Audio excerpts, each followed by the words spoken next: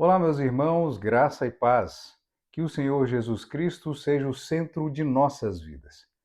Deixo bem claro a você que nos assiste que sou muito grato por sua audiência, por você acompanhar o nosso canal. Espero que seja tão útil a você essas lições quanto tem sido edificantes também para mim. Vamos iniciar nosso estudo com uma oração. Se você ainda não parou, sugiro que encontre um lugar tranquilo e curve sua fronte. Eterno Pai, Criador do céu, do universo, de todas as coisas, nosso Criador, nosso Deus. Somos imensamente gratos ao Senhor pelo dom da vida e pelo exemplo que o Senhor nos deixou para aprendermos, para colocar em prática várias lições importantes. Que sejamos instrumentos em Tuas mãos para a Tua honra e para a Tua glória. Em nome de Jesus. Amém. Chegamos à semana 7 de nosso trimestre. A lição desta semana está intitulada O Retrato do Amor. O verso para memorizar vem trazendo: agora, pois, permanecem a fé, a esperança e o amor, estes três. Porém, o maior deles é o amor. Na semana passada, nós estudamos um pouco a respeito do capítulo 13 de 1 Coríntios, o capítulo do amor. No Novo Testamento, há mais de um verbo para amor. Eles estão relacionados a sentimentos de amizade, afeição e paixão, por exemplo. Mas o mais importante e profundo é o amor que vem do verbo grego agapao. Inclusive, ele é disparado o mais usado no Novo Testamento. O autor nos dá conta de pelo menos 135 usos apenas nas cartas de Paulo, o que equivale a quase metade de todas as ocorrências no Novo Testamento inteiro. Esse amor agapau é o tipo mais profundo e significativo. Por isso, há quem diga que esse é o amor divino ou exclusivamente divino. Essa ideia da exclusividade divina se deve ao fato de que esse amor ágape, descrito por Paulo no capítulo do amor, é um atributo não praticado por nós, seres humanos. Mas isso não é exatamente verdade. O verbo é também aplicado a nós. O Senhor Jesus nos deixou um novo mandamento: que vos ameis uns aos outros, assim como eu vos amei. O verbo usado aqui é agapau. A ordem de Jesus deixa claro que devemos amar nosso próximo como Deus nos ama. Em João capítulo 21, dos versos 15 a 17, nós temos a restauração de Pedro. O Senhor Jesus pergunta a Pedro: Simão, você me ama mais do que estes? E Pedro responde que sim, sabes que te amo. Mas quando lemos o texto em grego, Jesus pergunta: agapás, que é a flexão do verbo agapau. E Pedro responde: filó, que é a flexão do verbo filéu. E poderia ser traduzido como eu tenho afeição pelo Senhor. Bem diferente de amor, concorda? Ter afeição não é o mesmo amor ágape. Filéu é de intensidade e comprometimento reduzido. Na terceira vez, Jesus pergunta, só que agora não mais usando agapau. Agora ele quer saber se Pedro realmente tem pelo menos afeição por ele. Esse encontro talvez seja o principal evento que nos leva a pensar que não podemos amar como Deus nos ama. Mas a ordem do Senhor Jesus é que nosso amor seja a imitação do amor divino. Quase impossível? Você pode até pensar, é mesmo impossível. Mas é o que nosso Deus espera de nós. Pedro tinha um forte sentimento, mas sua decisão, infelizmente, não foi firme. A notícia boa é que Deus não nos rejeita, apesar de, na maioria das vezes, demonstrarmos que temos apenas afeição por Ele. O autor também racionaliza o verbo, destacando que amor não é tanto um sentimento, eu reforço, não é apenas sentimento, mas, mais importante que sentimento, uma atitude. uma disposição consolidada e amadurecida que precisa ser expressa na vida, não apenas através de palavras, mas principalmente através de nossas ações. O que o amor realmente é e faz foi revelado plenamente na vida de nosso Senhor Jesus Cristo. Domingo, o caráter essencial do amor. O autor inicia sua análise do amor contido no capítulo 13 de 1 Coríntios. Ele indica a leitura do capítulo e pede um resumo do que aprendemos sobre o amor. Em sequência, ele destaca que os dons espirituais são todos importantes, mas, ao mesmo tempo, sua utilidade e sentido prático alcançam seu significado se forem movidos pelo amor verdadeiro e não por outros interesses. O autor fala ainda que não se trata de amor romântico e destaca que, embora esse capítulo seja usado com frequência em sermões de casamento. Ora, o romance se arrefece, mas o amor verdadeiro jamais acaba. Por isso, o capítulo é utilizado em casamentos, não para incentivar o romantismo, mas justamente para afastar a ideia de que esse é o fim do relacionamento a dois, o romance. O casamento sobrevive quando o casal se ama até mesmo sem romantismo, sem vontade de amar. Um parágrafo do autor merece ser lido em sua integralidade. Vamos a ele. O amor de 1 Coríntios 13 é uma graça especial concedida pelo Espírito Santo. De fato, nesse capítulo, o amor é a motivação que o Espírito nos dá para agir com afeto, caridade, virtude e bondade. É a entrega total de ações, sentimentos e pensamentos a Cristo e ao próximo. Leia Mateus 24:12, que alerta Jesus nos dá nesse verso. O verso nos diz: "E por se multiplicar a iniquidade, o amor de muitos esfriará." O amor nesse verso também é ágape. Então, creio que a palavra-chave é esfriar. Esfriar, contudo, é diferente de acabar. Nós amamos nossos filhos incondicionalmente. Algumas atitudes deles nos entristecem às vezes, mas ainda assim não deixamos de amá-los. Estou exemplificando porque me pareceu que ao dizer "é por isso que o amor", entre parênteses, ágape, é tão essencial e necessário. No poder de Cristo, não podemos permitir que o amor esfrie em nosso lar, nossa igreja ou vizinhança, assim disse o autor. Nessas sentenças, repito, me pareceu que o autor compara o amor ágape a outro tipo de amor que se esfria. Pode ser apenas impressão minha, mas reforço. Jesus disse que o amor agapau de muitos se esfriará.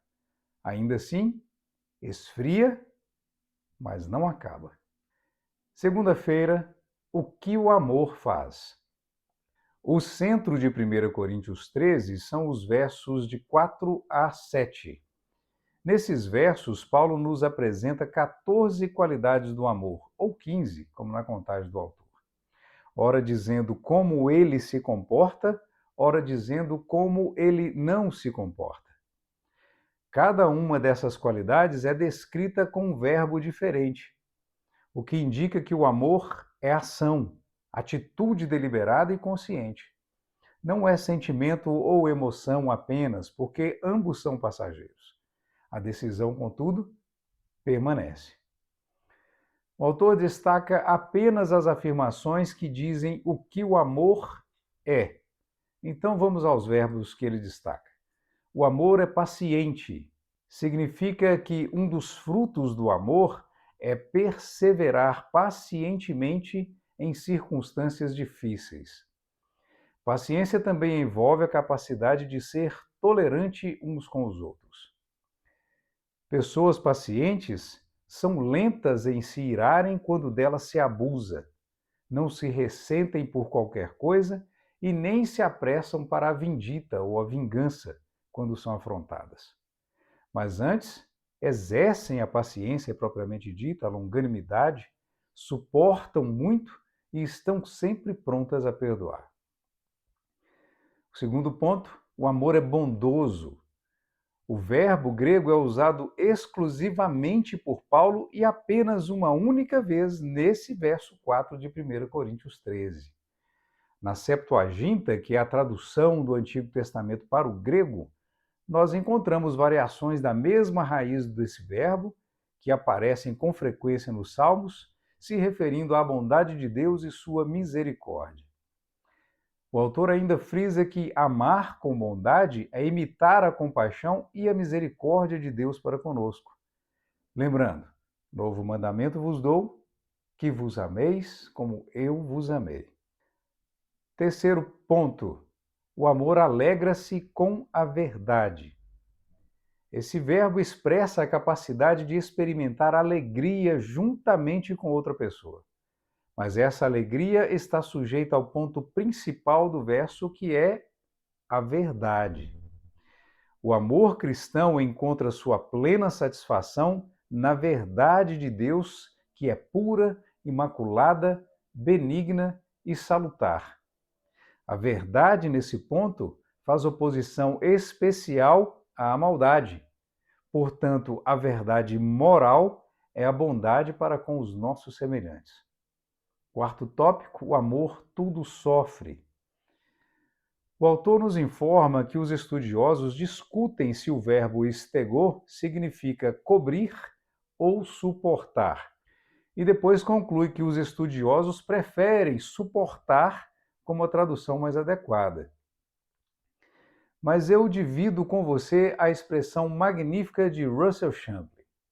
A palavra sofre se deriva de um termo grego que significa telhado. Um telhado cobre, protege, suporta a tempestade, conservando no bem-estar os que estão no interior da casa.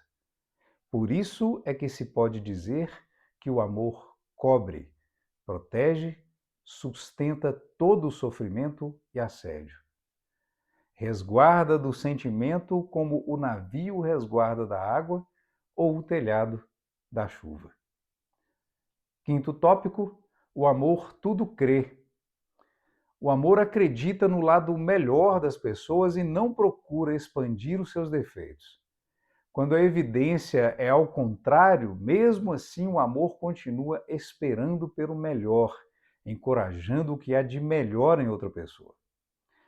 O amor permanece como amigo e ama a despeito do que sabe a seu respeito. Vê o seu potencial, encoraja-o a cumprir os seus ideais. Sexto tópico, o amor tudo espera. No Novo Testamento, o verbo elpizo sempre se refere a crer ou aguardar.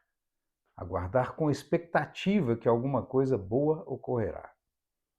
Sétimo tópico, o amor tudo suporta. Como o autor inicia sua consideração sobre o verbo com um provavelmente, de minha parte prefiro outro comentário, especialmente que não se prenda ao significado apenas gramatical do verbo. Champlin escreveu o seguinte a respeito da expressão: o amor tolera os abusos alheios, os fracassos dos outros, bem como os seus retrocessos. Tolera as perseguições por amor a Cristo. Jamais culpa a Deus em face da adversidade, mas busca propósito para todas as coisas. Em suma, confia na providência de Deus. A lição de terça-feira traz o título O que o amor não faz.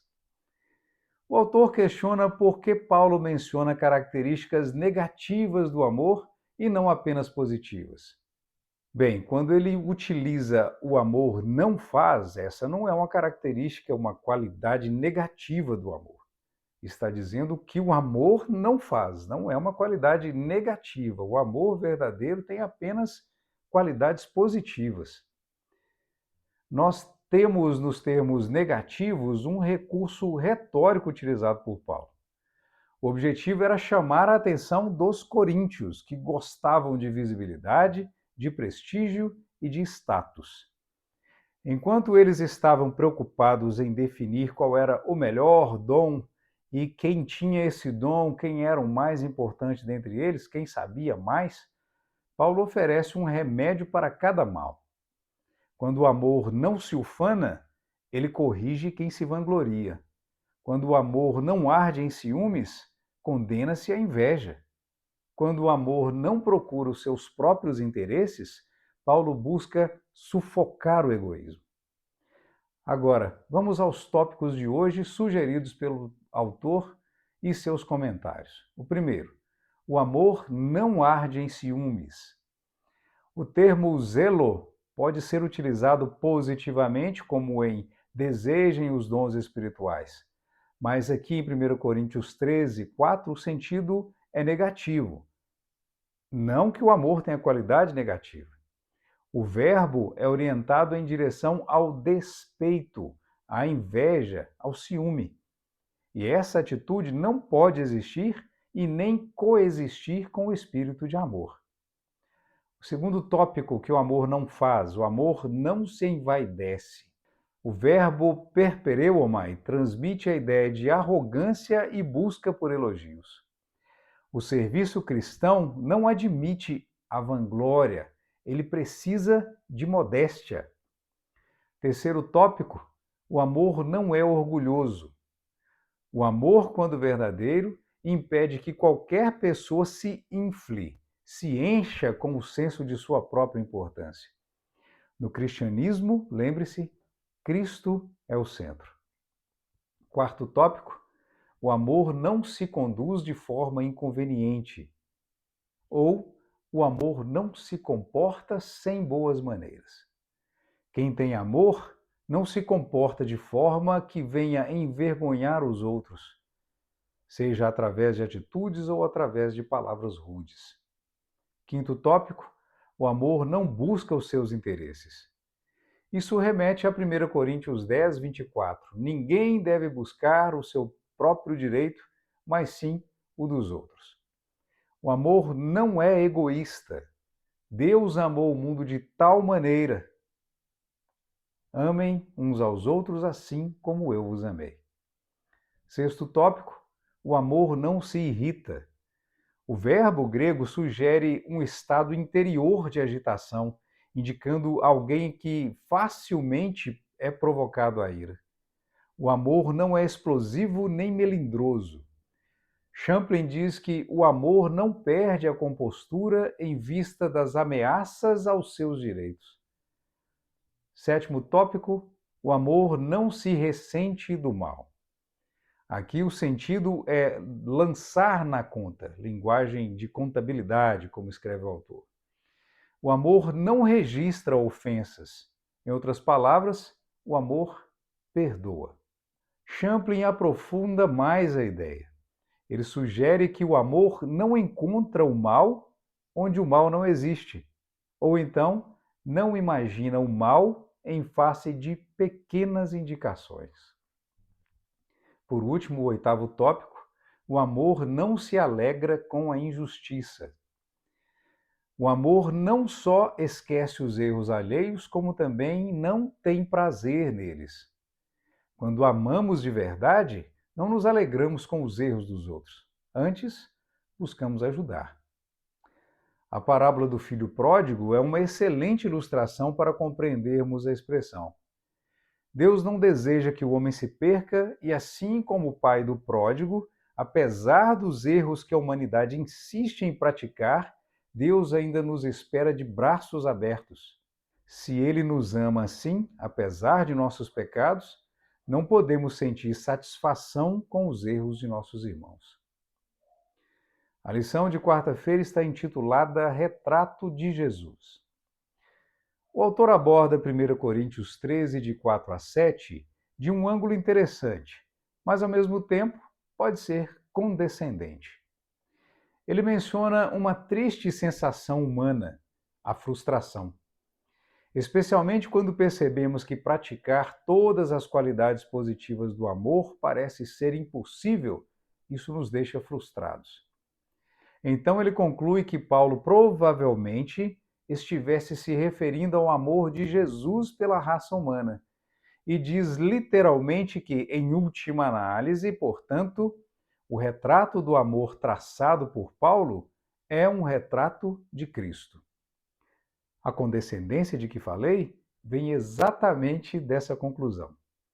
Não que o autor pense assim, mas pode parecer normal ao ser humano amar apenas como Pedro amava, ou melhor, ser normal apenas sentir afeição. Mas lembre-se que Paulo disse: sede meus imitadores, como eu sou imitador de Cristo. E ele se esforçava pelos perdidos à mesma maneira que o Mestre se importava. Nós já estudamos sobre os sofrimentos de Paulo enquanto evangelizava. Embora aparentemente impossível para nós, precisamos nos esforçar para praticar o mesmo tipo de amor. Reforçando, um novo mandamento vos dou: que vos ameis uns aos outros, assim como eu vos amei. Apenas seremos capazes de ofertar esse amor se mantivermos Jesus, a personificação do amor, sempre diante de nossos olhos e pensamentos. Quanto a isso, o autor registrou: Deus é amor. Ele nos amou a ponto de dar seu Filho unigênito. Jesus é a expressão plena desse amor. Se quisermos saber como o amor se manifesta, precisamos contemplar Jesus atentamente. Agora veremos como o Senhor Jesus demonstrou em vida todas as qualidades do amor. Primeiro, Jesus é paciente, mas por isso mesmo Deus foi misericordioso comigo para que em mim, o pior dos pecadores, Cristo Jesus demonstrasse toda a sua paciência. Segundo, Jesus é bondoso. Apesar da indicação dos verbos gregos e de outras passagens onde o mesmo verbo é encontrado, um dos maiores exemplos da bondade de Jesus, em minha opinião, foi demonstrado em Lucas capítulo 7, dos versos 11 a 15, quando ele leu nos olhos de uma viúva a dor da perda de seu único filho e então ressuscitou o menino sem que ela dissesse uma palavra sequer. Ele é bondoso bastante para se compadecer de nossos sofrimentos. Terceiro tópico: Jesus se alegra com a verdade. Ele experimentou alegria ao cumprir a vontade do Pai e ao sentir o amor do Pai por ele. Outro tópico: Jesus tudo sofre e tudo suporta. Ele suportou a cruz e suportou tamanha oposição dos pecadores contra si mesmo. Ele o fez em troca da alegria que lhe estava proposta. Jesus tudo crê. O autor exemplifica sobre a conversão de Paulo e diz que Jesus não vê a pessoa apenas como ela é, mas o que ela pode se tornar. Diante dessa declaração, eu insisto no exemplo da restauração de Pedro. Antes mesmo da queda, Jesus disse a Pedro: Simão, Simão, Satanás te pediu para te peneirar como trigo, mas eu roguei por você para que a tua fé não desfaleça. E mesmo desfalecendo, após a restauração, Jesus confiou a Pedro o rebanho, dizendo: apacenta as minhas ovelhas. Jesus não faz acepção de pessoas. Ele ainda nos ama do mesmo modo como demonstrou amor por Pedro. Quinta-feira, fé, esperança e amor. Na semana passada, nós mencionamos que a carta de Paulo aos Coríntios era uma carta corretiva. A ideia era apontar os erros e corrigi-los, porque o amor também corrige. Quantas pessoas dizem amar, mas relegam a verdadeira educação e correção à justiça? Quem ama, corrige. E corrigir é tarefa dura, custosa, difícil, especialmente quando se trata de pessoas de dura serviço, como diz a palavra. Nós sabemos que Paulo escreveu aos Coríntios uma certa carta severa e que ele teve um embate traumático com um membro rebelde da igreja. O amor não oferece apenas flores, mas tudo o que ele oferece é benéfico. Sobre os rebeldes de Corinto, se retirarmos o não das expressões que dizem o que o amor não é, teremos uma boa descrição da conduta dos coríntios no convívio da igreja. Invejosos, vangloriosos, orgulhosos, grosseiros, egoístas, irritadiços e atentos aos erros alheios. Paulo ajusta aqui os verbos à situação de Corinto. Encerramos o assunto da semana com a seção final do capítulo 13, em que Paulo diz: Agora, pois, permanecem a fé, a esperança e o amor. Estes três, porém o maior destes é o amor. O autor diz bem que um dia as profecias não mais serão necessárias, nem o dom de línguas, pois falaremos uma só língua, e cresceremos no conhecimento verdadeiro de Deus.